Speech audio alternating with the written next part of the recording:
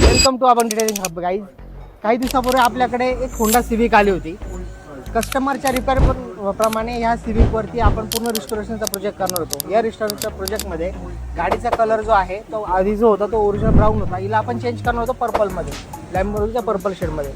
आता प्रॉब्लेम झाला असं की कस्टमरने हिच्यावरती जे किट मागवलं आहे ते सगळं मॉडिफाय करण्यासाठी एक फायबर किट्स आपण ऑर्डर केले आणि ते ऑर्डर केल्यानंतर आता ही सर्व आपण त्यात फिटिंग करतो आहे. जसं की तुम्ही बघितलं तर पुढच्या साईडला पण आपण